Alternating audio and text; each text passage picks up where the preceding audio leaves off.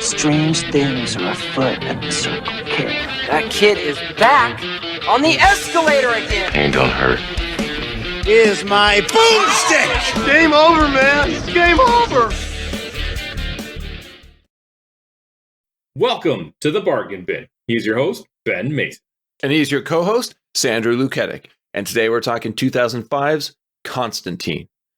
It's an old movie. It's an 18-year-old movie. Obviously, there's going to be spoilers. We have a sequel coming up probably next year.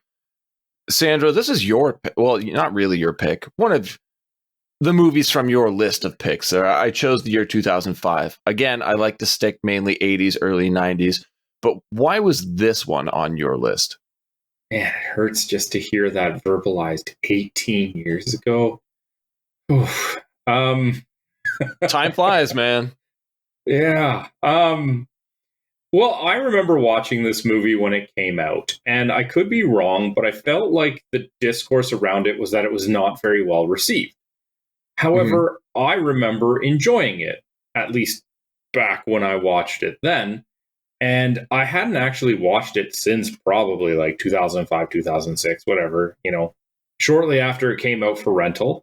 Mm-hmm. And I'd been meaning to revisit it. And I thought, well, this is the perfect opportunity to find out if it really was decent or if I just don't remember how insane I am. Okay. See, I remember enjoying it as well. I really like Keanu Reeves. I knew this was based off of the Hellblazer comic series by DC Vertigo. I wasn't aware that the Constantine character came from the Swamp Thing comics, and he got his own comic book in 88, and that it was a British character, and most events took place in London. Didn't know any of that, just kind of went into the movie blind, and I really enjoyed it then. I'm curious to see where this conversation goes now. I don't know if it aged well in 18 years. It may have for you. But what about this made you want to revisit it? Why was this back on your list? Constantine is a character that prior to this movie, I didn't know anything about, much like you had kind of alluded to. And not that it's been super recent, but like I really enjoyed the one season of the Constantine show we got with Matt Ryan, who I thought was a phenomenal Constantine and is one of those shows that like, I wish it had more than one season. And his appearance or addition to the cast of Legends of Tomorrow actually made me watch that show probably a lot longer than I would have otherwise. Just because, like, I think Matt Ryan as Constantine is just entertaining to no end. So, it kind of kept that character a little bit fresh in my mind, even though it was a character that prior to I had no idea who it was. So, that probably just wanted to check it out and kind of see where it came from for me in anyway, because I didn't have that comic book origin. Fair enough. I completely forgot there was a TV show altogether.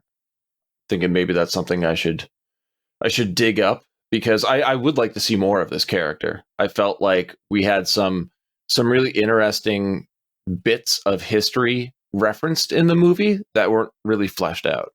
And I feel like the way you're reacting to the TV show, they actually nailed it there. Yes, I will say this. My feelings to this movie, whether it's a good or bad movie, we will determine. But I don't think it's as good of a representation of what this character should be as what the TV show was. The TV show just kind of nailed it. And I'm really glad that even like moving forward in the DC animated movies that they keep coming out with, Matt Ryan is still even playing the voice of Constantine. So like he's really, really nailed the role. The show like skyrocketed the character's popularity in my mind, or at least my own personal appreciation for the character.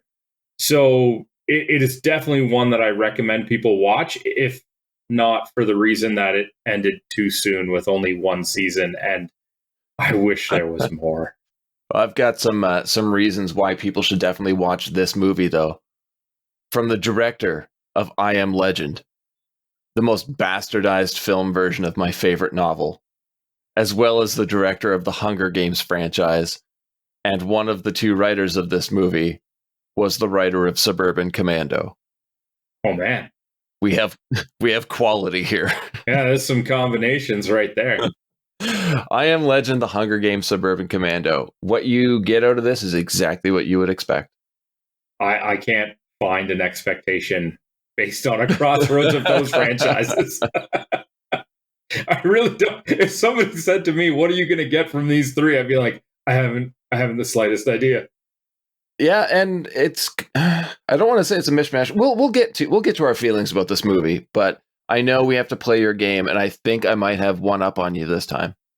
Okay, sounds good, man. I think I've got it. Okay. One actor. Yes. Keanu Reeves. That is correct. I want to say 3 titles. Oh. Is it 3? I'm not saying anything. Okay. Obviously, we have Bill and Ted's Excellent Adventure. Which was an excellent episode. Yes. It was. Johnny Mnemonic. Correct. And the one I always forget, Youngblood. Ah, you nailed it. Fuck yeah, man. First time, I think. Maybe. We'll go with it. First time. All it took was only having one appearance. Yeah, the most minimal amount. What's the lowest amount I have to remember to get an accurate score? This is probably it. I did it. Except for the week where we had none. That's fine. I did it. I won. I fucking won. Okay. Which makes that twice now. Yes. Perfect. Congratulations. Thank you. Well, there's really nowhere else I can take it from there. Might as well just get into the movie. Yeah, with just text on screen. Don't do that. Don't do this. I know you hate this. At the very least, have Keanu Reeves narrated or something. Yeah, that would be great. Also, it's completely unnecessary. No, it doesn't really have a bearing on the plot. It's like, hey, you see these details? They might seem like they're going to be important. They're not going to be. They're not going to be. They're not at all. But yeah, it says, he who possesses the Spear of Destiny holds the fate of the world in his hands. The Spear of Destiny has been missing since the end of World War II. Now, this brings me back to the old Wolfenstein games, where I'm like, oh shit, all right, I'm sold. Not really remembering much about this movie. I'm like, I don't remember Nazis and the Occult being in here. Like, the Occult for sure, but bring that Nazi link in, and this movie's already better than I remember it being. We don't get that. If I'm not mistaken, Spear of Destiny was even the name of one of the expansions to Wolfenstein 3D. Yeah, it was the follow-up. Yeah. Great game. Absolutely great game. So where is the spear?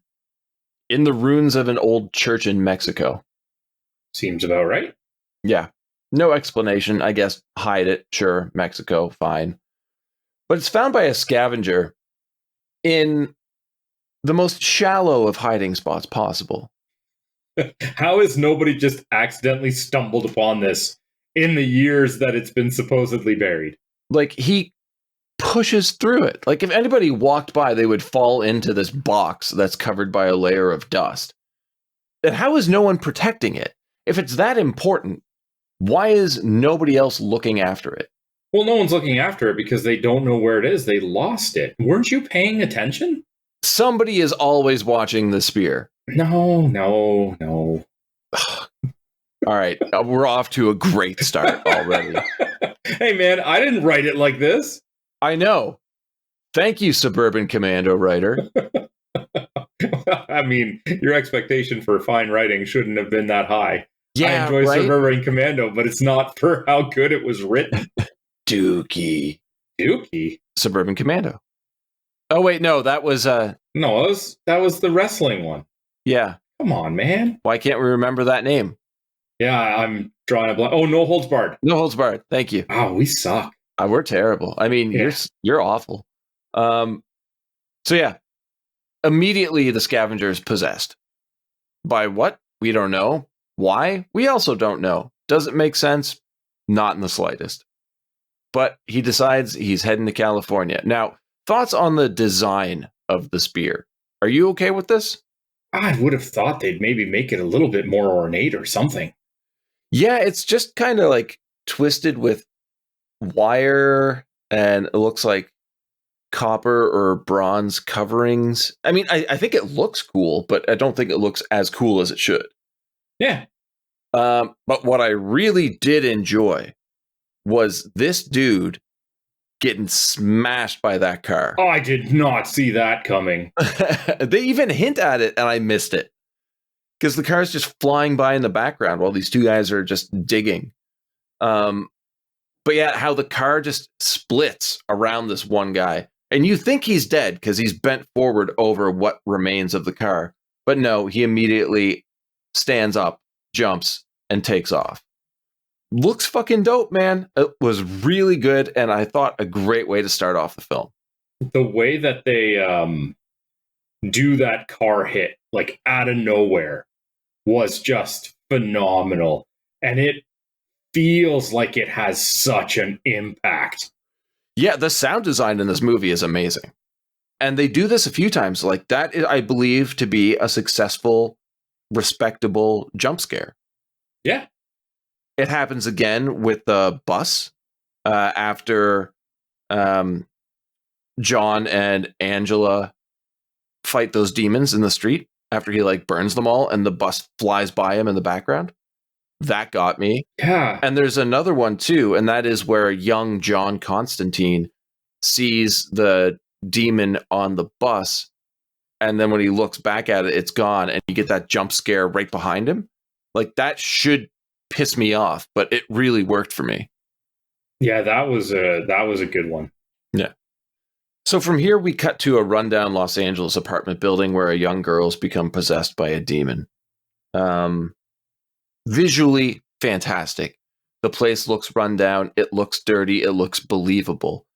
It seems like a lot of movies that deal with possession deal with lower income families. It's always the poor that are the easiest to possess, which I find could be a very interesting discussion. Not one I'm willing to get into right now.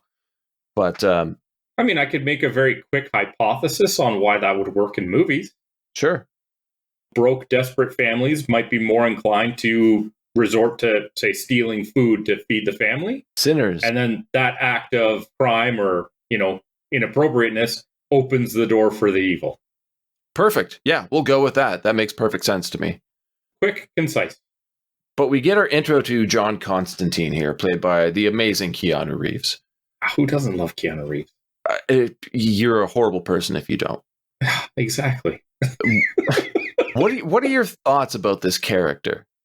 Because this is a very different representation than we get in the comics. And as I said, I haven't seen the show, but I assume very different to the show. What do we think about the film version of John Constantine? This is exactly what you would think if a Hollywood action background is taking the character and putting it into film. Yes. It's been Hollywoodified. And it is absolutely not. Now, again, the first time I watched it back in the day, I had no point of comparison. So I don't know. But now I watch it and I'm like, this is not the Constantine that we should have. Like, Constantine is a brash, arrogant, but also charming character. Like, Keanu, who is a phenomenal actor and I'm sure is just being directed to be this way, is just lacking that personality. But he's still an asshole. Oh, yeah. He's always been that. Yeah. And that seems to be his main characteristic throughout the entire film. He's a paper-thin character in his performance. But I think it's intended to be that way. I mean, the character history is fantastic. But it doesn't seem like everything he's been through weighs on him as much as it should in this movie. Mm-hmm. What do you think about his look?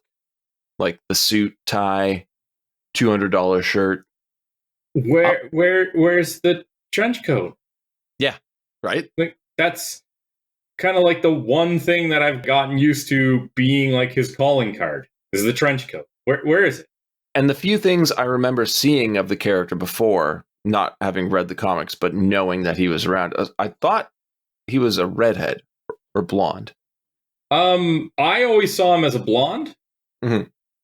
I think one of the animated movies that I watched not too long ago had him a bit more of a brunette as well, but okay, it was definitely a lighter color.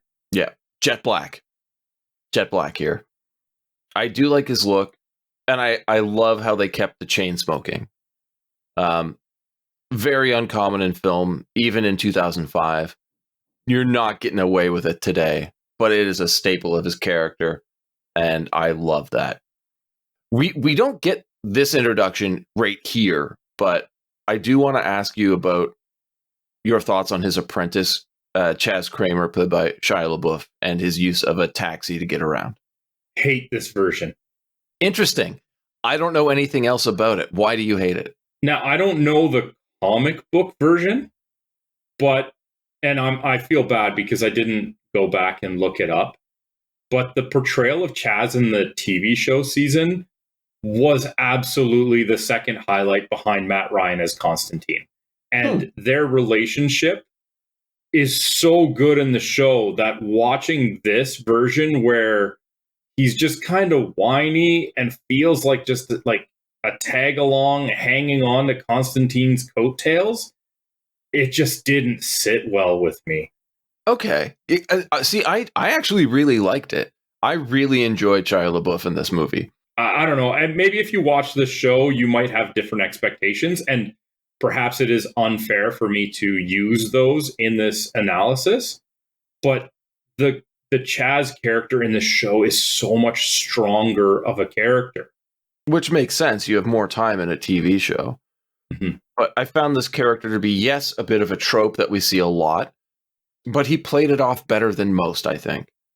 Yeah, I'm not saying that Shia LaBeouf or even this character, which I would be tempted to not even call Chaz, is bad. It just doesn't feel like the Chaz that I was expecting, which maybe shouldn't be too surprising considering how much they changed Constantine as well.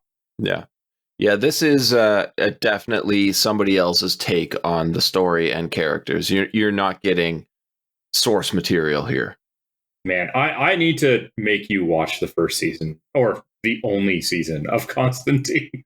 Yeah, I'll check it out. Maybe upcoming channel surfing. I would be totally down for it. Anyway, John was called here by alcoholic Father Hennessy, played by Pruitt Taylor Vince. After not being able to exorcise the demon. His name is Hennessy. I know. I thought that was pretty funny. I really did. That is entirely my type of humor. There's a bit of your humor sprinkled throughout this, for sure.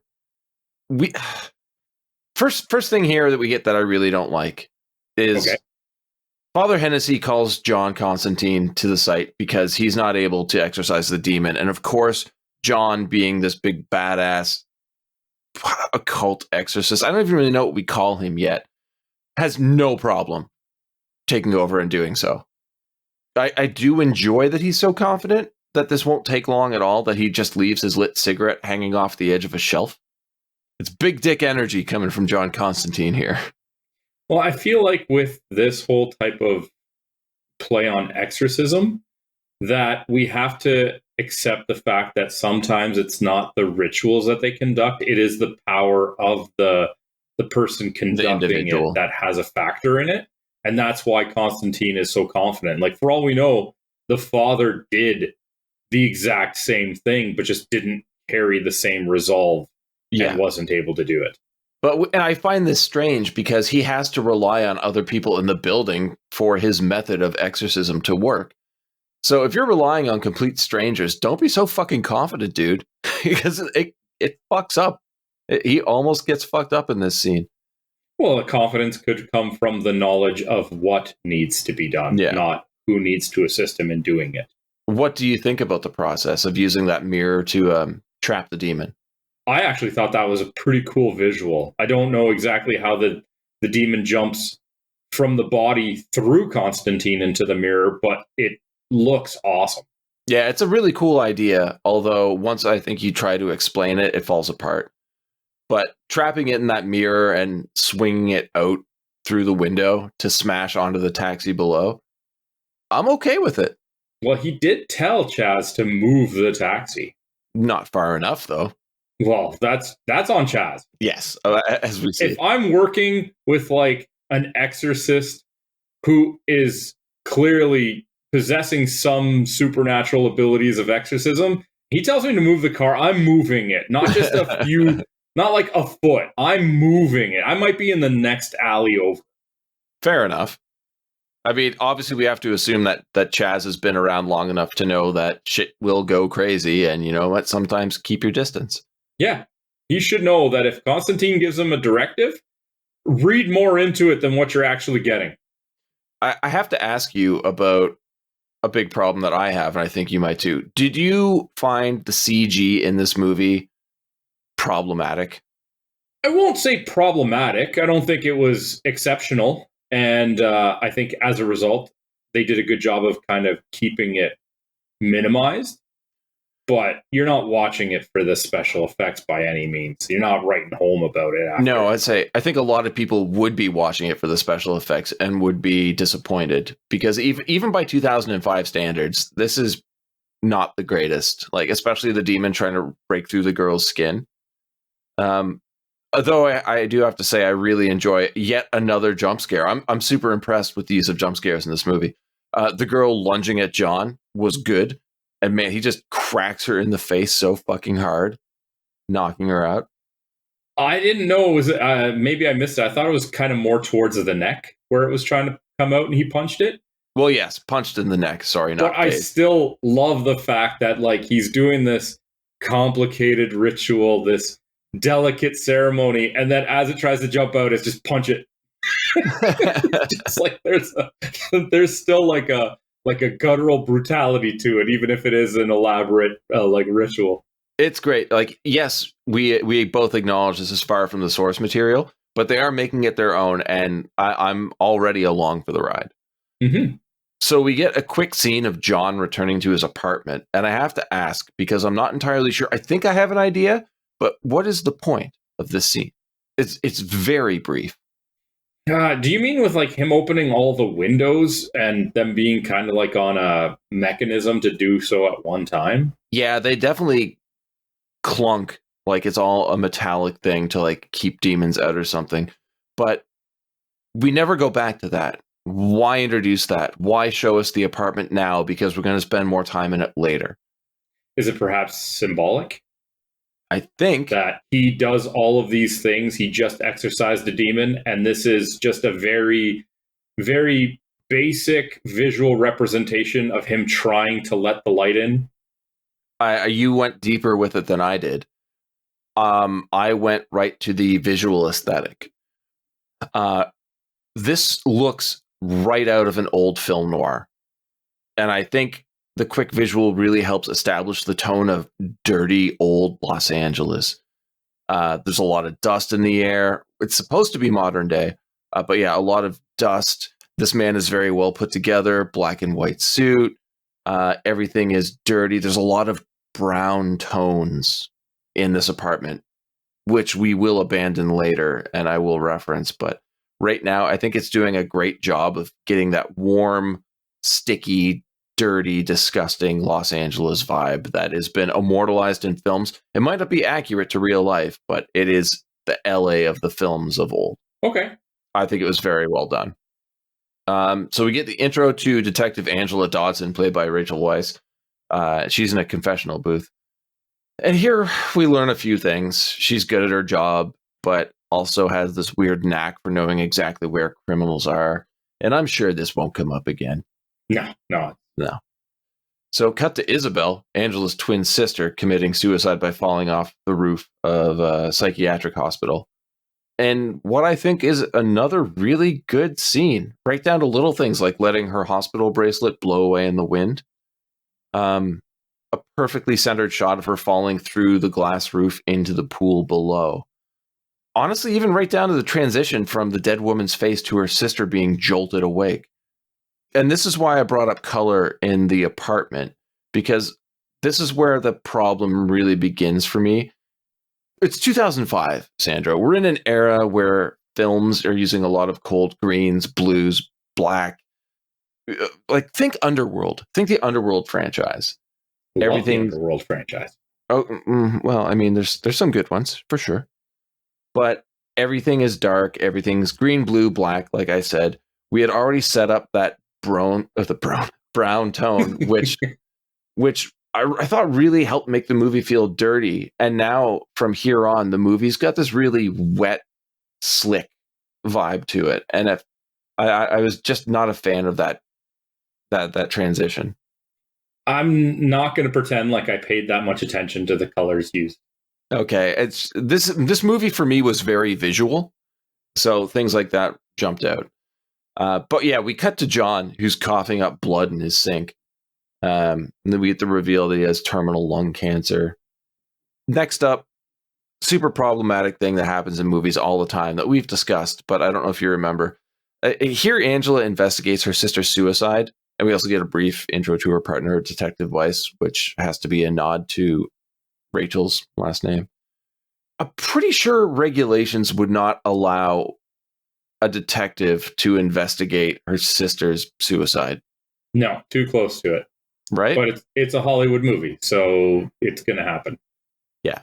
And that's super frustrating to me. It's just for convenience and completely unrealistic, but I guess we're talking heaven, hell, demons, whatever. What did you think of the shot of the scavenger walking through a field of cows? Do you remember this? No. Oh my God, yeah. He like jumps a fence and he's walking down a road through a field of cows on both sides of the road. As he approaches them, as he's walking past them, each cow is just dropping dead as the scavenger's clutching the spear of destiny. I thought it looked amazing and just shows the power of not the possession, but the power that the spear can wield. 2 viewings, I missed that both times, apparently. It's maybe 10 seconds long at most, but super, super impactful for me. Huh. Next up, intro to John's friend, Beeman. Did you want to see more of Beeman in this movie? Almost like John's Q type character. That's exactly what I was thinking. I would have been okay with it. Yeah, he could have been a super interesting character. He's kind of like Microchip to the Punisher. Like, he's the guy that supplies him with everything he needs to go on his religious crusade or whatever. But yeah, just dropping off occult items for him. And I have to commend the movie one more time. Having John Constantine listen to jazz perfectly suits his character. We don't need him listening to music. Like, it's just something they threw in, but it makes him more of a believable character to me. And now you've got the whole lore of like jazz and blues and the link to the devil. And I thought it was a really nice addition. I'm assuming that didn't jump out to you either, but I sell music for a living. So what are you going to do? Oh, I've let you down again. So sorry. No.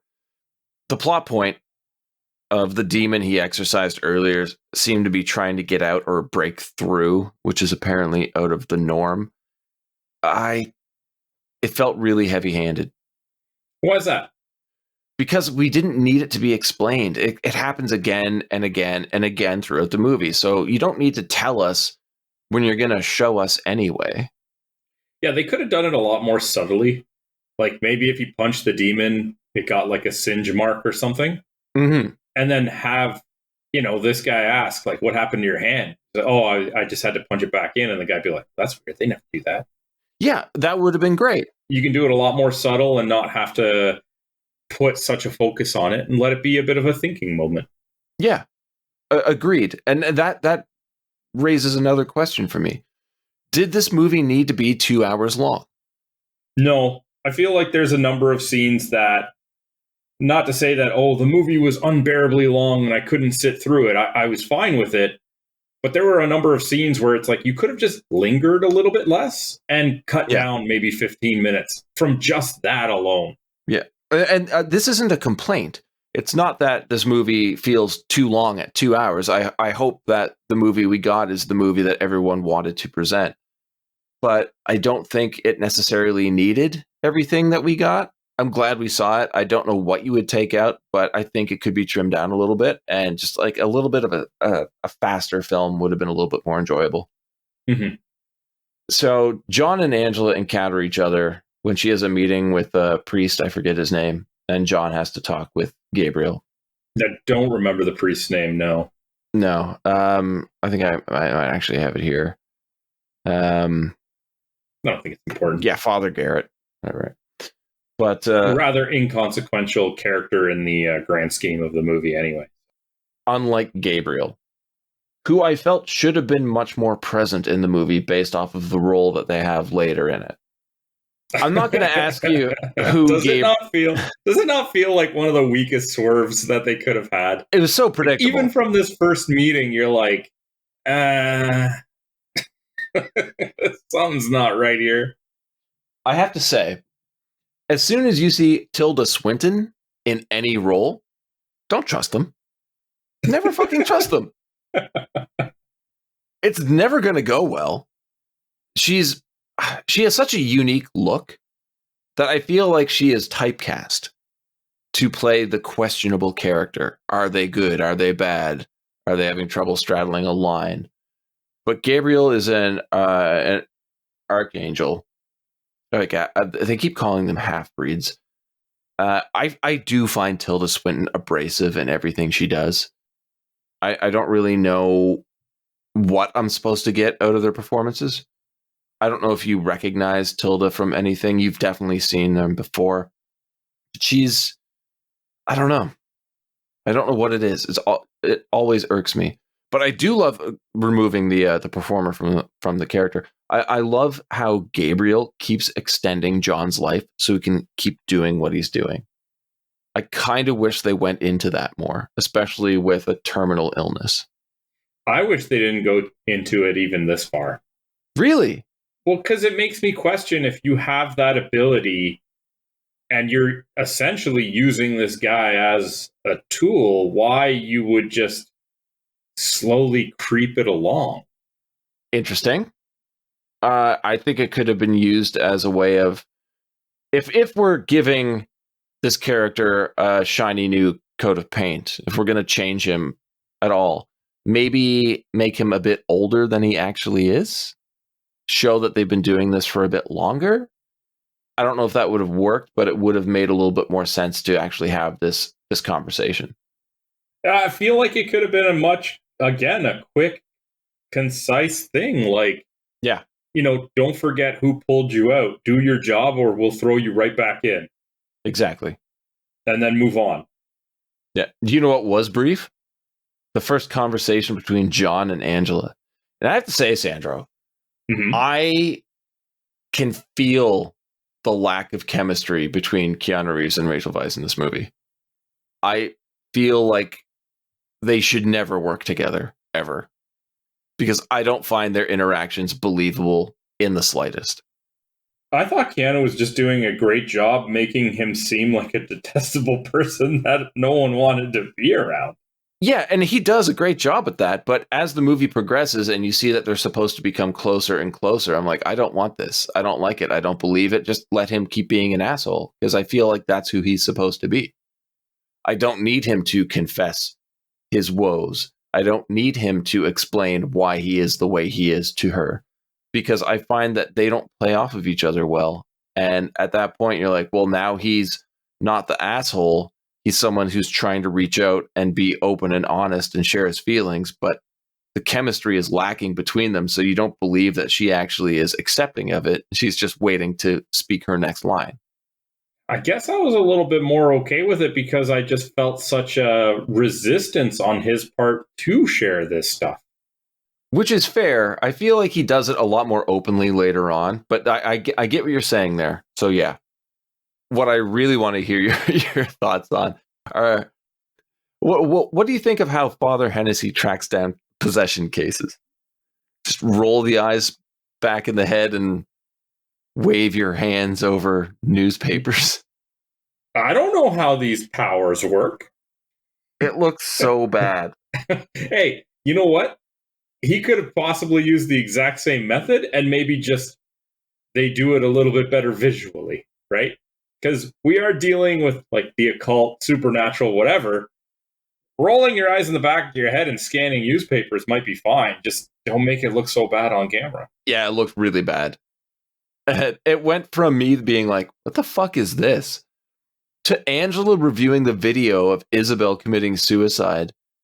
And you see her and hear her whisper Constantine. Oh, I thought that was awesome, especially when Angela then rewinds the tape again and the utterance is not there. Yes. Well, I think that must be a problem with QuickTime, which was the program of use at the time. Yes, that's what it was. There is no fucking way any audio would be picked up on that surveillance footage. That's what makes that moment so much better. Oh my God. No, it doesn't. No, it doesn't. You know what makes the scene even worse? After that happens, every phone in Angela's apartment starts ringing. Now, my question here is, how many fucking phones does she have in this one-bedroom apartment? Because there's like 4 different rings happening. That's the best part. She doesn't have any.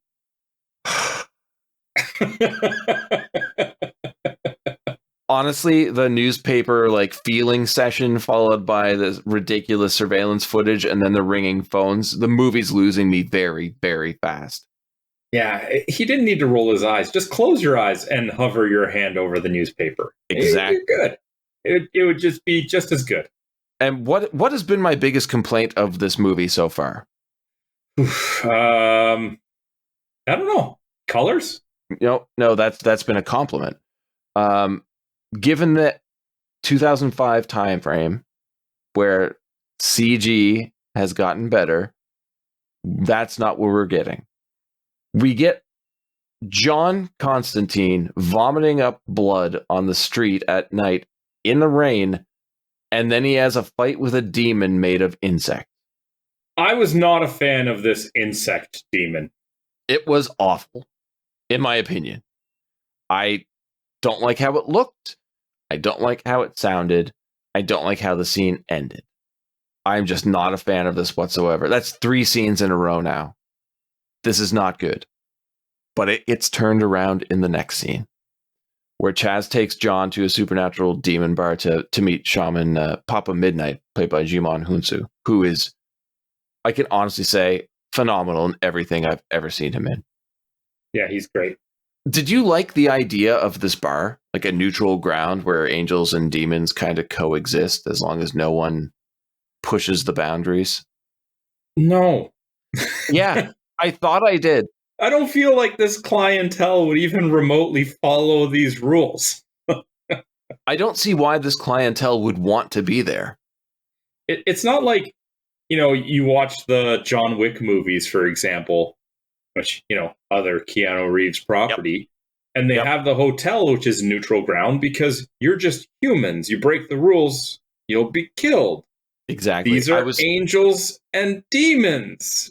Thinking the exact same thing the entire time. This reminds me of John Wick. But again, it doesn't feel like they have any sort of fail-safes or anything in place to make you think that they're gonna follow the rules. Yeah. It's just we have to believe that the ultimate good and the ultimate evil are just agreeing to follow rules. It makes no sense. We do get an intro to the character Balthazar, though. Did you recognize the actor? Gavin Rossdale? Of course I recognize Gavin Rossdale. I loved Bush back in the 90s. The first CD I ever got was Bush, 16 Stone. 16 Stone's an amazing album. I will go out there and say that Razorblade Suitcase is one of my favorite albums of all time. And I get shit for it constantly, but start to finish, that album is amazing. And Gavin Rossdale as Balthazar is even a bigger asshole than John Constantine, and I fucking love it. He's so good. He's Balthazar. He should be a bigger asshole. Exactly. But I don't really understand why he's here. Because he's technically a son of Satan, but the big bad that we get in this movie is the son. So is he not the son, or is he like a stepson, a half son? Like, why? He's basically a henchman with no boss. I never thought about that. But what I did think about is after they kind of get into each other's faces a little bit, he's like, I'm here for a meeting. We never find out why he's meeting with Midnight. No. Just I guess we're just reinforcing the idea that this is a place for both sides. I guess. But I always look at Balthazar as the demon version of John Constantine. Like, they play off of each other so well. Except for the fight they have eventually, which we will get into, and I will share my thoughts. Constantine's apartment. We get the spider scene. Love it. Fucking love it. This is perfect. Traps it in a turned over whiskey glass, blows smoke into it, and says, welcome to my life. The character is great. This version of the character I am enjoying. One line of dialogue in a very quick scene. The movie's flawed, horribly flawed. We have to admit that. But it has some absolutely fantastic moments. And then Angela has to arrive and tells John her story. She believes that Isabel was murdered. I want to say this quote, but I'm really worried it's going to be your favorite quote of the movie. Okay. John, his reaction to that is, yeah, what kind of mental patient kills herself? That's just crazy. John does not have time for any of this. Quite frankly, if she had any idea, she would just walk in and say, I want to pay you for your services. Exactly. He's such a dick to her. It's like, if you had any idea, you wouldn't be trying to appeal to his emotional side. Well, she's also like, I thought, like, since you're a detective, I thought you could point me in the right direction. And he looks at her dead in the eye and just points at the door. Yeah. Like you're not getting sympathy from this guy in any way, shape, or form. It's great. It's really funny, actually. Like, Reeves' acting here is deadpan acting. Phenomenal. But she does leave, and we get the shadows of like the winged demons flying around outside. And for some reason, John just changes his mind and runs outside and fucking tells her the entire background of what's happening. I don't think it's that he changed his mind. Do you think he was worried? I think that he doesn't care to help her, but he didn't want to he doesn't want to help her investigate, but he doesn't want her to die. And he can see that the demons are after her, and he at least has like a level of obligation to help people that are in risk, especially if it's something that is going to like raise his eyebrow on what the demons are up to. Well, that's the weird thing, though, is that we have no reason for him to believe that they are after her. He just comes to that conclusion immediately, which is a bit of bad storytelling, if you ask me. I think it's kind of told just through the happenstance that as soon as she exits, you see all the demons flying in the direction past the building towards the front door. Yeah, but we don't know it's the front door is the thing. All we know is that demons have been trying to break through to the living plane, and they've been doing so successfully now because John was attacked. We only know that they're going for her because we're told that later. He seems to realize it, but the audience is left clueless. And I think that's why on your second viewing, you know that's what they're doing.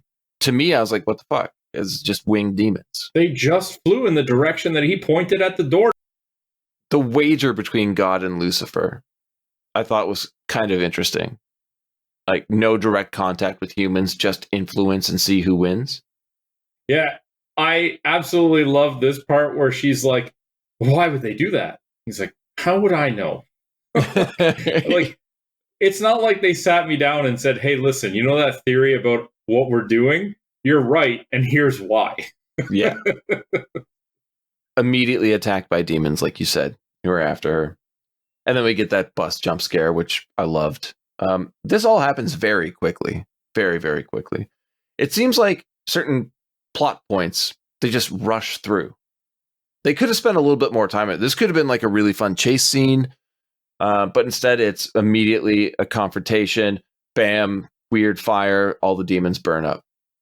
So we jump to Angela's apartment where John conducts a ritual to determine if Isabel actually is in hell. A fan? Me? Yes. What's your take on this? Well, there's a plot hole here.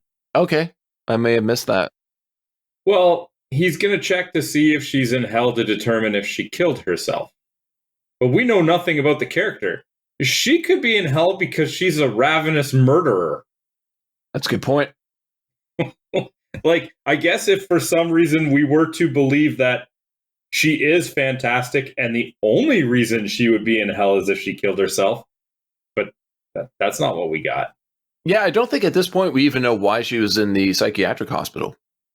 Do we? No. No, she was having visions, and unlike Angela, she shared them, and I guess like after years of like her parents trying to do stuff and figure it out, yeah, that's she right. ultimately got committed. But I couldn't remember if we got that story already or if it happened after this. well, I don't think they go as far as the mental hospital there, but Yeah. obviously they do allude to the fact that she didn't make her visions secret, and you can kind of piece that together that people weren't overly accepting of that, right? The ritual itself, though, placing your feet in water that eventually begins to boil, including the cat as a conduit, I thought was a really nice touch. Is the cat alive? The cat is alive, yes. Okay, because I didn't like how he was holding it on the sides of the head, and I even rewound it after to see if they showed the cat jump out of his lap or scurry off the camera or something. But you just don't see the cat again. And I'm like, he told her to leave the room. Did he have to kill the cat to do this ritual? Please don't tell me he had to do. There's no cat death. Don't worry. You're fine. Okay. What are your thoughts on this representation of hell that we get, though? What, the upside down? Yeah. Exactly. Is it? At the time that we saw this, we didn't have as many of these similar type places, maybe a little bit in the old Silent Hill games. Yeah. But seeing just like almost a dystopian version of the world instead of the hellfire and brimstones is a nice change and a thematically appropriate tone for what this movie does with these things. Not a fan. Not a fan. And maybe it's because I've been soured on it by Stranger Things. I really wanted more. I don't think hell is a version of the world we live in that's just on fire in a crazy windstorm. Well, it might not have been the version of the world we live in. It's just a world. But like ruins of skyscrapers, cityscapes, stuff like that. I don't like it. I don't like it. What I did like is when it went subterranean from there and you see people being torn apart for eternity by demons. Give me more of that shit. That's the darkness I want to see in this movie. I have to ask your thoughts on the design of the demons. Like they all have half heads. Nah, not a fan of the demons. And this goes back to what I was saying earlier, that I'm glad that they kept it relatively to a minimum with the special effects for this stuff, because they're not great. Yeah, they're not the worst, though. I just don't understand why they're all so uniform.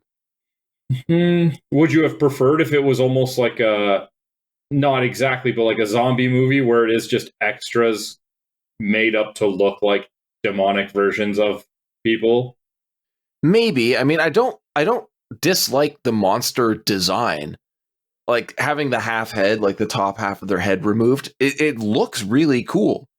It's just, it seems like a class of demon at this point because they all look the exact same.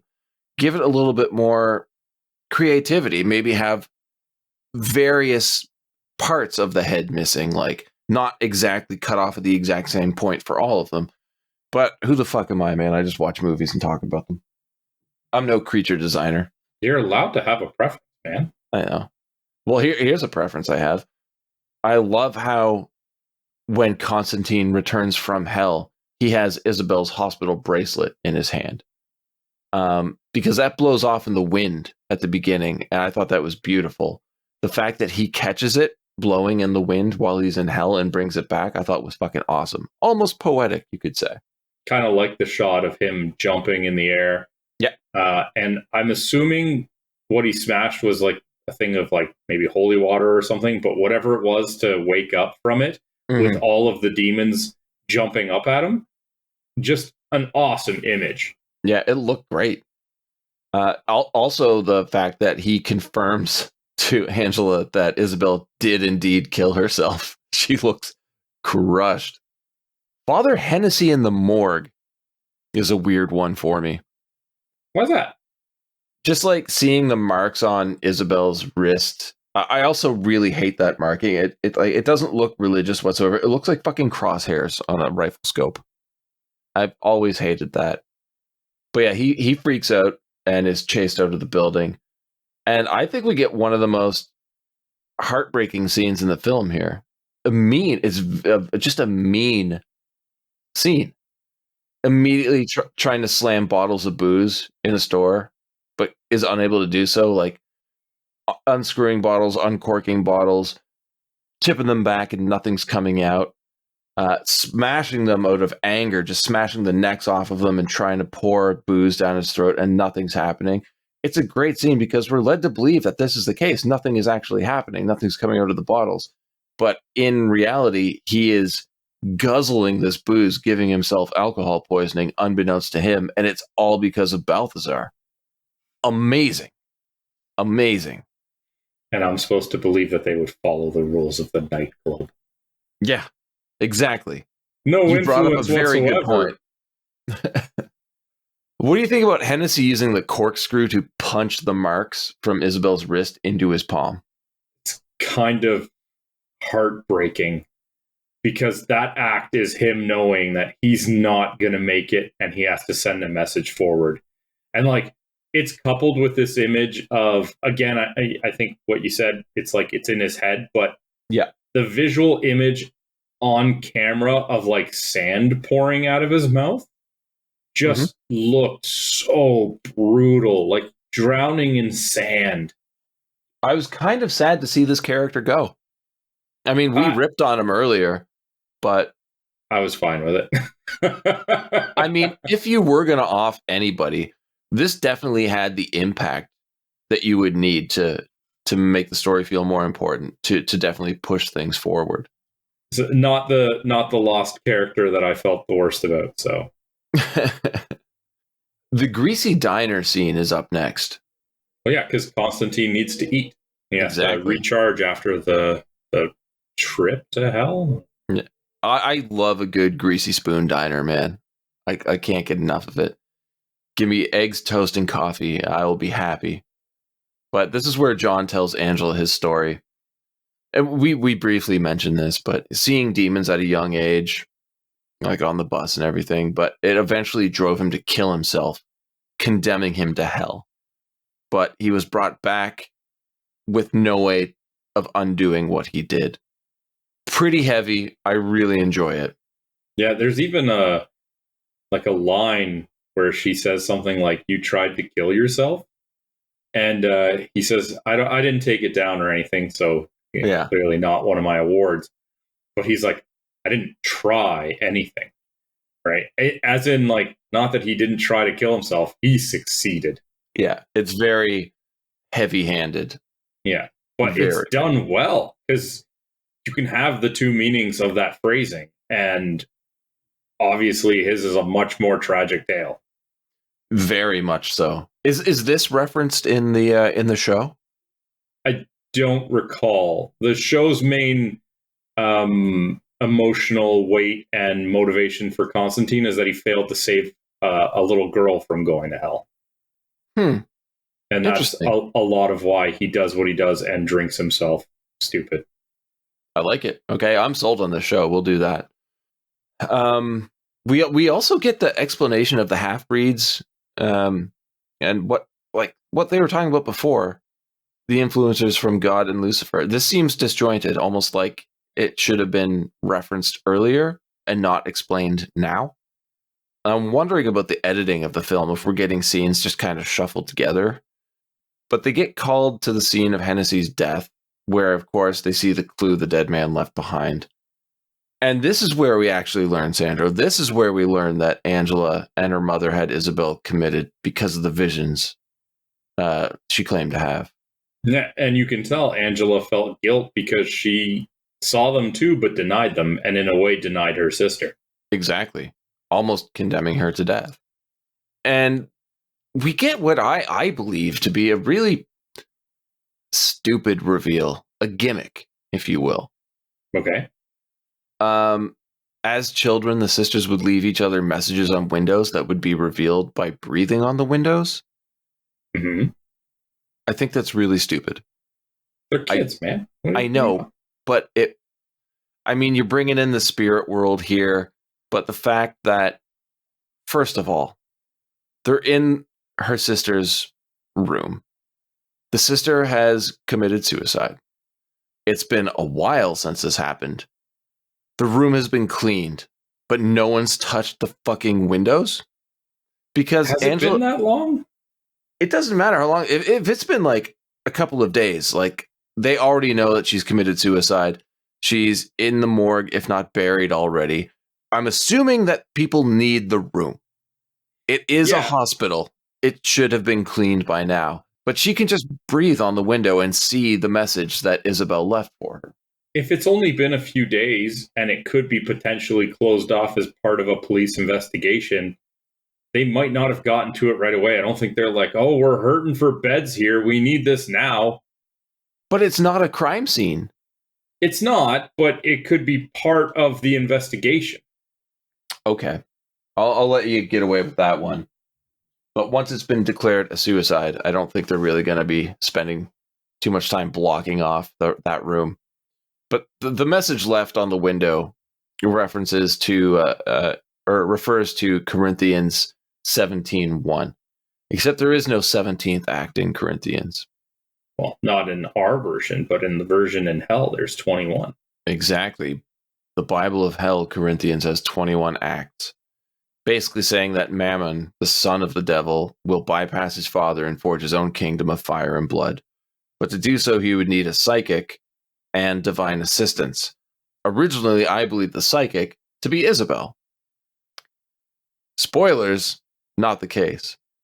And divine assistance? Gee, I wonder who the fuck that's going to be.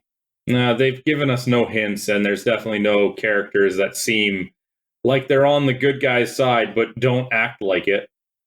Exactly. We know it's Gabriel. What? And then to make matters worse, we get Beeman's death scene. Which is no, this guy should have stuck around. And it's a gruesome death, too. But yeah, I wanted more of Beeman. He was so cool. I wanted more of his story. Yeah. Even right down to the fact that he's living, like, he's got his weird, like, occult, fighting hell workshop thing behind the scenes in a bowling alley. It's such a cool setup for a really cool character that we just murder immediately and don't get to learn about. I felt like we were cheated. Yeah, it's a shame. And they even had a pretty good rapport between him and Constantine when he's giving Constantine that, like, screaming beetle. And Constantine's like, do you have any cough syrup? Or I don't even, he doesn't use the term, but just like, just alluding to it. And the guy's like, this is on the house, like, I could have definitely done with more of this guy in the movie. Yeah, we needed that banter. That's one thing this movie doesn't have that it really could have used. Comedic banter. Because, like, they give us a little bit with Chaz. They give us a little bit with Beeman, but we never get that connection with Constantine and other characters except for Angela, which I've already said I don't believe. So we cut back to the scavenger, who's still on his way to LA, taking forever. I completely forgot about him at this point, to tell you the truth. I haven't thought about him since the cow scene, which you missed completely. So I'm assuming you were like, oh, fuck, yeah, this guy. Honestly, even when you get to the end of the movie, you're like, this guy was not even needed in the movie. No, he wasn't. Angela reveals, finally, that she's also psychic. Fully reveals. My next note just says, I don't fucking care. I'm not sure if it's her acting or, like I said before, the lack of chemistry, but I'm not into this. John reawakens her psychic abilities. Not into that either. How do you reawaken them, Ben? Apparently you fucking drown her in a bathtub in a bowling alley. Yeah, I figure it was more just like you had to bring her to a near-death experience, but like just the visual of Keanu holding her down, it's like, all right, well, I guess this is what we're doing today. Yeah, and another thing here. She's like, do the clothes stay on or come off? And there's this weird pause, and she like gives him this look, and she's like, John? It doesn't matter. Or your call or something like that. Or leave him on. I'm like, okay, that's fine. Whatever. And she gets in the bathtub. I'm like, at least take your fucking shoes off. Like, no one's going to want to walk around in soggy shoes after this. Maybe she's going based on what she saw from him, because when he went to hell, he put his shoes right in the bowl of water. I guess. Which is another question. Like, do you need to do that? Can you not just put your bare feet in there to go to hell? Can you not put bare feet in a pot of water and go to hell anymore, Sandra?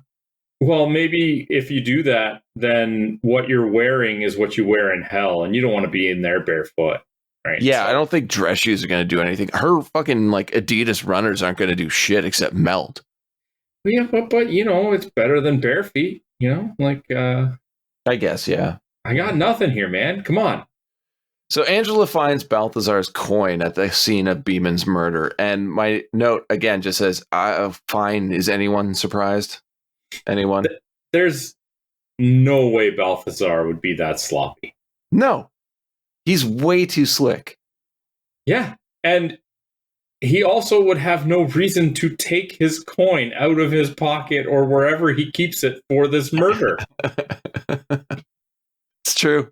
There's no way he would have that out. John arms himself with a weird cross shotgun and takes the fight to Balthazar. Thoughts on this golden... I don't even know what this shotgun should be called. What do you think about this weapon? Yeah, it's a common religious crossbow. Yeah. Thoughts on the fight with Balthazar? Can you call it a fight? No, because it's too fucking short. Well, it's pretty one-sided. He shoots Balthazar through the window, or through the mirror, I guess. It's a one-way mirror? I don't know. I mean, it starts off with Balthazar winning, because John shows up, and the next thing we see is Balthazar choking him, holding him off the ground with one hand pinned against a mirror. But it's also too hokey, because John breaks out the fucking brass knuckles, the bare crosses, and like, this is so stupid. So fucking stupid. Although I thought it ended pretty well with John threatening him with God's forgiveness, and immediately Balthazar gives up info that they found the Spear of Destiny. Yeah, the part that really doesn't work for this is after, when John's like, you can't really be forgiven if you don't ask. And yeah. I'm just like, I feel like Balthazar would know that. He's too smart. He is too smart to fall for shit like this. Let's phrase it the way that we need to phrase it. He's too smart to be this stupid. Exactly. Like, first of all, he's super slick, super intelligent. He's been doing this for years. He loves fucking with John Constantine, and John hasn't been able to beat him yet. Out of nowhere, we're supposed to believe that Balthazar becomes so clumsy and forgetful that he'll murder Beeman, leave his coin behind, get into a fight with John, get tricked into giving up very important information, and then being fucking shot in the face. It doesn't make sense. I don't know. That seems pretty solid to me. I don't see the flaw here. Oh, okay, yeah, great. So yeah, they have the spear and now have access to Angela as the powerful psychic, as I thought it was going to be Isabel, and that's why they would have her in hell. And she just gets ripped away through multiple concrete walls. Yeah. It looked awful. Oh, she's good. Are you honestly fine with how that looked? What do you want me to say, man? Like, we're watching angels and demons and shit. Like, just gotta let some of these things go. I guess. I don't know. Do you really expect the scene in the movie to be like her dragged through a concrete wall, and then the next clip, she's just like her body is broken in 15 places? I would have been fine with that, because they don't need her physically healthy. They just need an incredibly strong, powerful psychic. Anyway, back to the bar. Finally, Chaz has a bit more screen time. I know you hate it, but I feel that his character is horribly underused, and I would have loved to see more of him. Well, that's just it. Like, you feel like you don't need this character. You could have taken him and Beeman, was it? Beeman, yeah. You could put them together as one character and given them like more combined screen time. Yeah, but it's like Chaz was John's method of getting around. We never see Angela driving anything, but John and Angela just pop up randomly around the city wherever they need to be. How are they getting there? I don't know. Chaz probably made the most sense, but why have him in the movie anymore? Yeah, but if you didn't have him in the first place driving them around, you'd never question that. Because it's a movie. You'd just be like, all right, they're at the next scene. Exactly. But it's weird to not see them travel. They just show up places. What did you think about the fight between John and Papa Midnight? I don't understand pretty much anything that happens with this nightclub. Yeah. If Papa Midnight's going on about how he has to stay neutral, why is he having like even an argument? And when John's like, oh, you're the only one who's being neutral, it's like, well, how does he not know any of this? Like, it just didn't land for me. They didn't do it well. They didn't explain it well. They didn't cover it up well. I'm right there with you, man. Everything about this nightclub is problematic. Everything about this Papa Midnight character, problematic, except the performance, which I said before.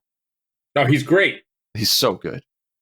But even like picking up John and like burning his fingers into the shirt or into like his chest and dropping him after the fight's over, and John completely out of character, just being like, $200 shirt, by the way.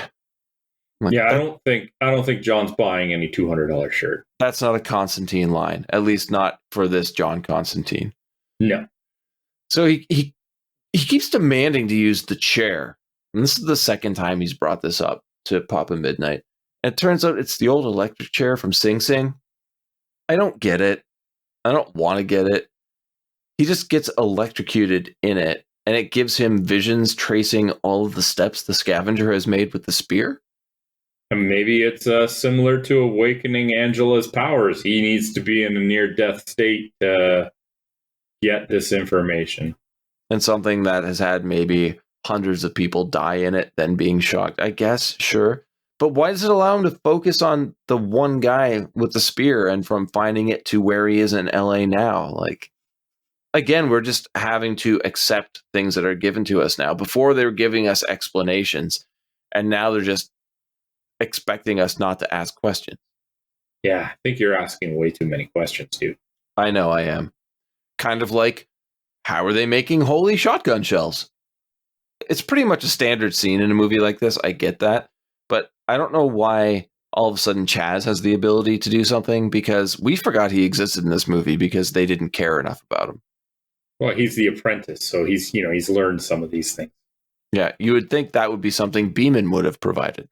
Well, yeah, because that's what he did. He provided him with tools. Oh my God, I know. It's fucked up. Like, what are we doing? Like I said, combine these characters. Yeah, if you're going to change the characters so much from source material, just make them one. I know I'd complain about that too, but it would make more sense in this scenario. Yeah. So, finally, Angela, after being ripped through so many walls, lands in a pool where her sister died and is immediately attacked by a demon. In the basement of the hospital, Chaz throws a cross in the water tanks of the sprinkler system, and John enters a room full of demons, holding his lighter under a sprinkler, setting them all off. They all start burning, all these demons, and attack John, which leads to really a pretty fun action scene. Yeah, well, I mean, you got to have some, and the movie's been a little light in that department. Did you have the same reaction as I did? In that I saw this and it just made me want to watch the blood rave scene from Blade. Oh, yeah, that was a good one. It was a really good one, right? Yeah. Because now the movie's all out bonkers from this point on. Yeah, it really has a tonal shift. Because they don't really go for an action movie early in the movie. It really is like a supernatural, like murder mystery type thing. And then all of a sudden, they just go all out action. Balls to the wall action. Angela gets dragged to hell, where she meets and is possessed by Mammon. I still hate that name. And now it's Angela versus John. I mean, great Evil Dead style makeup for Angela. But John tries to exorcise the demon, and instead it tries to rip through Angela's body. Again, horrible effects, but wicked idea. And then Chaz dies. Why? Because fuck Chaz, that's why. I'm not a fan of the Chaz character in this movie. But they use him so little that his death is just like, okay. Yeah. I had more of a reaction when Hennessy and Beeman were killed off. Chaz is just like, all right, yeah, he was kind of there and followed along a little while, and then now he's not. Cool. Shock, Sandra. Gabriel reveals herself to be in cahoots with Mammon. What? Yeah, there's no way we didn't see this coming. There is absolutely no way. Worst twist ever. At least they cover it up with really, really plausible motivation. Which is? She's jealous of the leniency that humans get for just being granted forgiveness if they ask for it. Exactly. So, help the son of Satan unleash hell on earth, and anyone who survives that truly deserves God's love. Am I right on this one? Is this how fucking weird we're going? You know, it sounds like it should be wrong, but I think you're right. Did you notice that she's adorned herself with multiple hospital bracelets? No, I didn't actually. Yeah, like 6 or 8 on each arm. It's a really cool visual. But she really fucks up Constantine.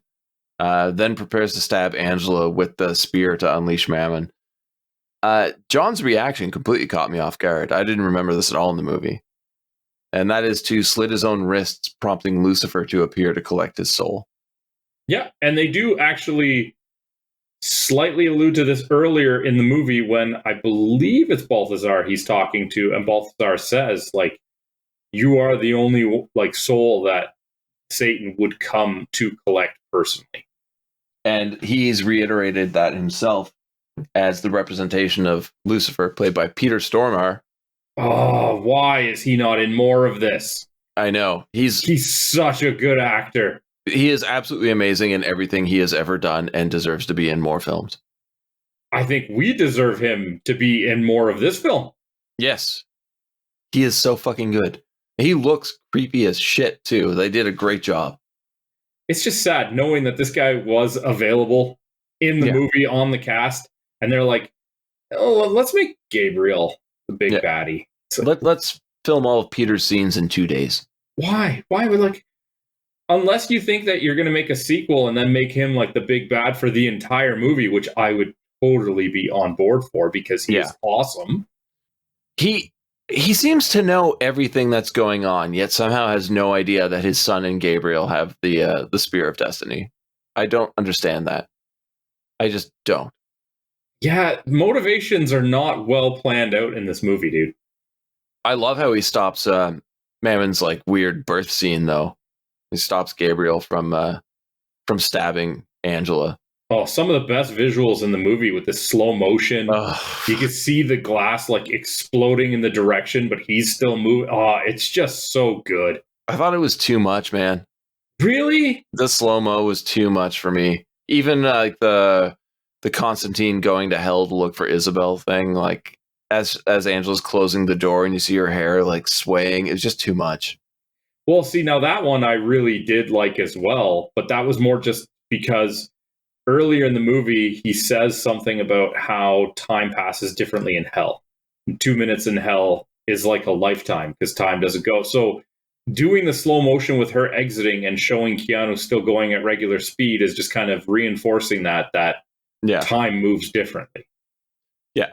Well, when you die, time stops almost. Well, I mean, in this movie, it does move, but you get what I'm saying, right? Of course. We get one of my favorite parts right here, though. Gabriel trying to punch Lucifer in the face, but is stopped by God's will. My note just says, fuck, man. God and Satan working together to retain the balance is pretty fucking brilliant. Well, and I think that's part of it. I think that as much as Satan does know a lot of what's going on, though kind of blind to some of it, he still respects some of the hands-off rules. Yeah. Because, you know, he's in this, we'll say competition or whatever. It's the half-breeds that are all trying to, like, break the rules. Exactly.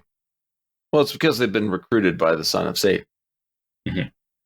So Lucifer agrees to send Isabel to heaven in exchange for taking John to hell. but Constantine's act of sacrifice allows his passage into heaven. Which I wasn't a fan of, although I did like it as a bit of a eureka moment. I'm like, oh, he outsmarted him. Yeah. What I like is what happens next. Because, I'm not entirely sure how, but Lucifer brings John back to life and cures him of his cancer. Yep. Stopping his ascent to heaven. And according to Wikipedia, I had to look it up. This is Satan giving John the time to prove to himself that his soul actually belongs in hell. I don't know if it's proved to himself. I think it's more just slip up and end up in hell again, because he's like, you're not getting through on a loophole of one self-sacrifice here at the end. I'm going to, give you more time on earth because I, as Satan, am confident you're going to mess it up. Yeah. And I love this part of it. Because, Satan's like, yeah, you know what? You outsmarted me, but I got you here. You're not getting, at this point, John going to heaven would be his happy ending. He's like, no, not a chance. Yeah. Yeah, it's weird. I've been, at this point, waiting for the movie to end. I'm done with it. But you get shit like this, and it's starting to bring me back. Oh, the visual of him reaching into the chest and pulling out, the two cancerous lungs. Yeah. Oh, it's so good. What did you think about the final encounter with Gabriel, who is now human? It's awful. And then Gabriel is all like, oh, you're learning. And shut up. Her taking a shot to the face and experiencing physical pain for the first time. I already said I'm not a fan of Tilda Swinton, but her acting here is top notch. Yeah.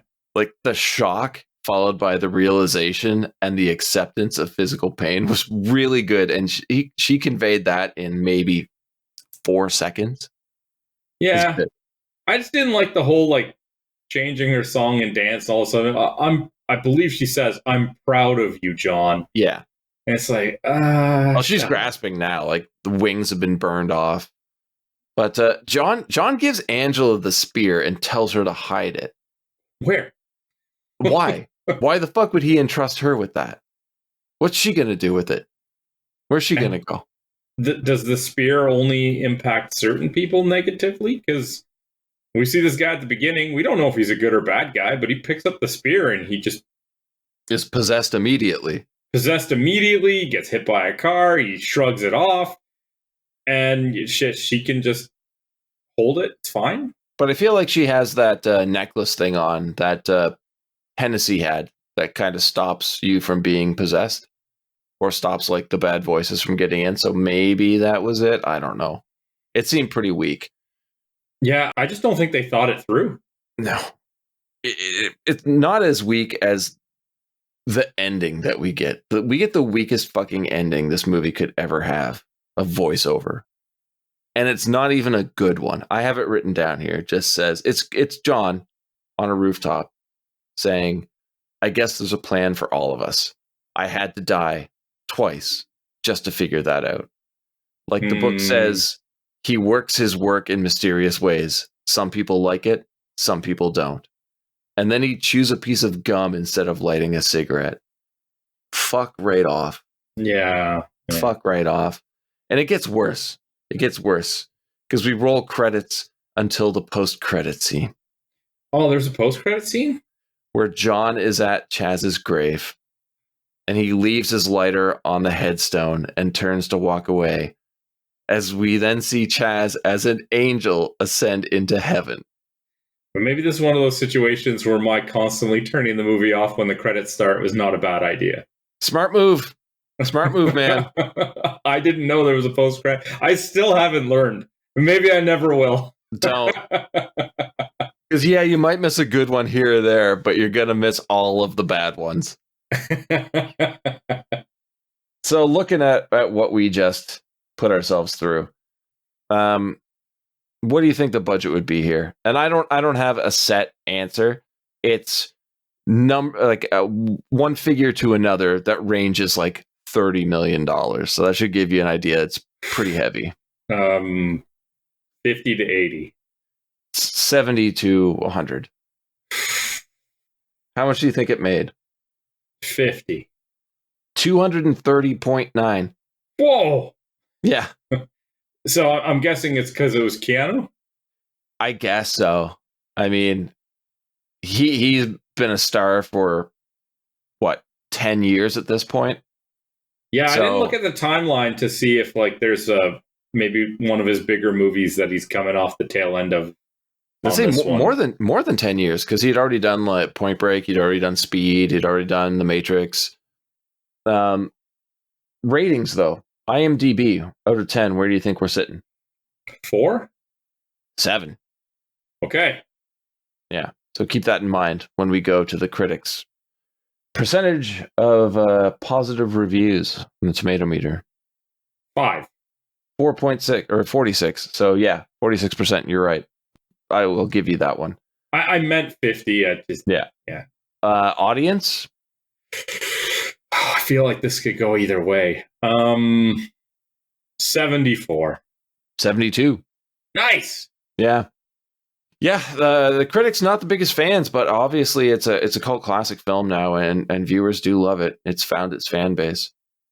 But let's hop into some awards here. Okie dokie. So, who did you have as your least favorite character? Angela. Okay. Rachel Weisz. I just found the character annoying. The plot elements that use the character are the ones I found the most frustrating of the film. She is crucial to the storyline, I get that, but I felt that she was incredibly shoehorned in. I think that's my problem.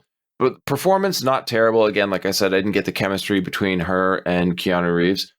But I mean, maybe that's also the direction that they were given. I don't know, but it just the character felt out of place.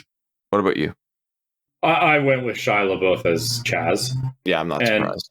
Again, it's because of just how unnecessary this version of the character is, and how I want to say this with as much negative connotation as I can, because that's not always the case. How sidekicky he felt.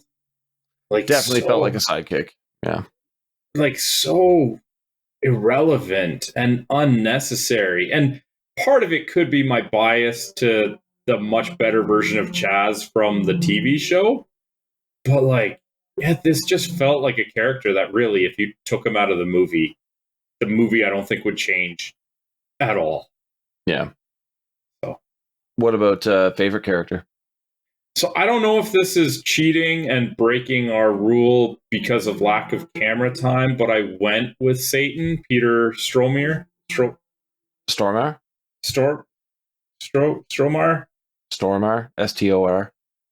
Yeah, it doesn't mean I'm going to pronounce it right. Because this guy's just so phenomenal in everything he does. Yeah. And there's just even in such a short appearance, there's a cadence that he brings to the role that if he was in this entire movie as Satan, as soon as you see this short scene, you're like, I get why this guy was cast. Yeah. He fits like a glove into this role, and actually makes me sad that we don't get more of this character, because he should be in more of it. Yeah, no, I agree with you. I picked him as well. And it's because, like I said, I brought up a problem I had is that if Lucifer's supposed to be as not omnipotent, but knowing as much as he should, and he somehow misses the fact that his son and an angel are working against him, as soon as it's brought to his attention, he deals with it immediately and ruthlessly. And he is scary. And he plays that out of just being incredibly calm and tense and slightly frustrated in his delivery. It's so good, and he is a commanding presence on the screen. I know we only got him for a few minutes, but god damn did he steal this entire film.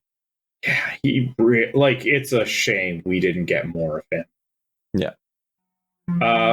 What was your most memorable or favorite line? I had to go back and forth between two. One was, and this, I'm going to say this isn't my favorite line, but it stuck out to me, and that was John saying, "God's a kid with an ant farm, lady. He's not planning anything. I'm like, that's good. What really caught me off guard is that my favorite line comes from Gabriel. And that is talking to John. You're going to die young because you smoked 30 cigarettes a day since you were 15, and you're going to hell because of the life you took. You're fucked. Like, what a great way to set up that character. What a great way to drive home that not only does John have terminal lung cancer, but there is a death that occurred somewhere in his life that we're not fully aware of. Did he kill someone? Maybe that's how it's kind of set up, but we find out it's that he actually committed suicide and was brought back to life. That's a wicked line for me. Wonderful phrasing on that, because I think there's actually three ways that it can be taken. The way that it actually is, the way that you just mentioned, that he possibly took someone's life, as in killed someone, or like the lifestyle he chose, and it's just being verbalized slightly differently. And if you don't know the character and you're watching the movie and it's your first viewing, you hear that and you can go many different ways with it. And chances are you're not going to go the way that it actually is in the end, making for somewhat of a surprising twist. Yeah, agreed. I'm assuming it's maybe your line too? No. What's yours? This movie is just full of things that I find hilarious that maybe aren't hilarious to other people. And this line was just absolutely hilarious to me. But when he follows Angela outside after seeing the demon birds, or I guess just demons, and he's getting her ready for, I guess, a confrontation, she pulls out her gun and like cocks the chamber. And he just kind of subtly looks down at her and he's like, that's not really going to help. Yeah. It was so good. It was very good. That was a contender for me as well. It's like, he could give her more information, but that's not his style. He's just going to tell her, like, that's useless.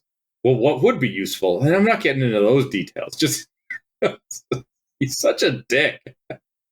What was your memorable scene? I thought you weren't going to mention it, and at the last minute you mentioned it. And this is actually the one scene that I always remembered from my first viewing back in 2005-06, is when she says, "Can you at least point me in the right direction?" And without even breaking eye contact, he just reaches his hand out towards the door and points at it. Yeah. This is my favorite part. And even after 2 viewings, revisiting it, it still remained my favorite part. Yeah, similar scene for me, but it would be him trapping the spider in the glass and blowing smoke under it. I don't know why, just visually it stands out to me. It's such a petty move, because it's like he smoked himself to death. It feels like bugs are very representative of the demonic side here, especially considering he just fought a bug demon. Yeah. And he's just like, you know what? This one lone bug here, I'm gonna be a jerk to because of what I had to go through. But the thing too is that he's an alcoholic smoker, and he doesn't even finish the whiskey in the glass. He just slams it and dumps the glass upside down on the spider. You can still see the booze inside the glass running down the inside, and then he just lifts it and blows the smoke under it and puts it back down, and now the spider's trapped in his world of alcohol and cigarettes. I thought it was fucking great. Yeah, and I thought it was great because of how petty it is. Oh, it's super petty. Yeah. All right, so that's the awards. What are your final thoughts on 2005's Constantine? It's fine. It starts off really strong and falls apart pretty quickly. It is entertaining. A lot of the acting is. I love seeing Gavin Rossdale as Balthazar. I thought he was wonderful. Peter Stormare as Lucifer, great. Sadly, we only see him at the end. Tilda Swinton comes out swinging, which really caught me off guard. Keanu Reeves is great as always, but the story just kind of flip-flops. And like I said, I love the color palette at the beginning of the film, but we abandon it for your stereotypical green, black, blue, everything looks wet. Now we're dealing with demons, and the story is not really going to make much sense up until the ending, where we just ram everything down your throat and please don't ask questions. It's a fine movie. It's not a great movie. If you haven't seen it, definitely watch it. If you have seen it, you're good. I don't think you need to revisit it. What about you? So there's two ways to do a movie that's just okay. It's to pretty much have an average movie from start to finish. And then there's the way of having incredible highs and incredible lows that average out to an okay movie. And I think this is the latter, where you're going to have parts, you're going to have casting choices, you're going to have moments that you absolutely love and are brilliant. You're going to have moments where you think the color work is great, a certain actor's appearance is phenomenal, but then you're also going to have parts where you just roll your eyes and you wonder how anyone thought this was a good idea. And in the end, it just balances out to an okay experience. And I think I have to pretty much mimic what you said. It's a fine movie, especially for one viewing, but there's really no reason to go back and watch it a second time. And actually, after one viewing, the kind of length of the movie will be a little bit more noticeable, because you know that you're going to have an extended runtime of not much happening. Yeah. So really, I'd say the character is phenomenal. And if you want more of the character or to dive further into the world, you'd be better served by watching the show, which was sadly canceled after one season. I don't know why you're laughing, but okay. It's just your reaction to the show being canceled. Sorry. Oh man, if I ever made a list of like top shows that I'm like sad that were canceled too soon and I wish I had more of, it's probably top 3. All right, good to know. All right, so those are our thoughts on 2005's Constantine. If you'd like to share your thoughts with us, you can hit us up on social media. We are on Twitter at BSBargainBin, Facebook.com/BSBargainBin, BSBargainBin.com, and of course on YouTube.com/@BSBargainBin. Leave a comment in the comments section of this video. Ben. Yo. Feels like it's been a little bit lacking on Ben picks lately. It has. So let's do one next week. What is that going to be? Well, I ripped on you earlier for picking a 2-hour-long movie, and I'm going to do the same to you next week, which really inversely affects me horribly because I have to do notes on another 2-hour movie. Yeah, I just got to watch them. Next week, we will be covering 2018's Mandy.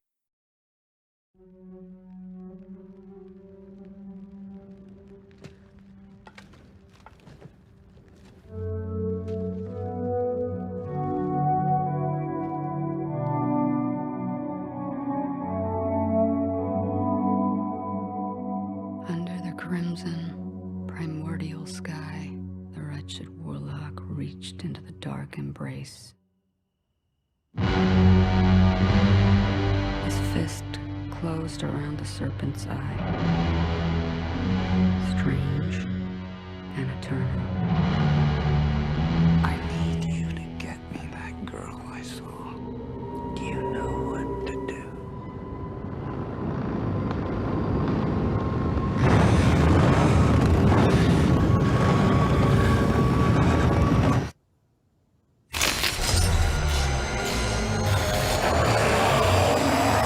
You're a special one, Mandy. I, too, am a special one. Let us be so very special together.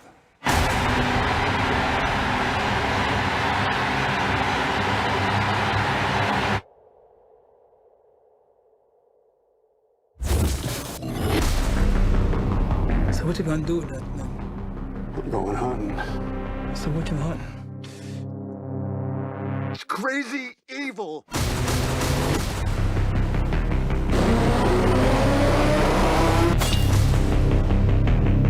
You think you're so in love?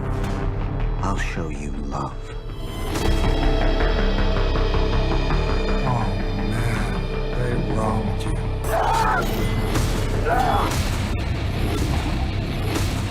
Until next week, have a good one. All the best.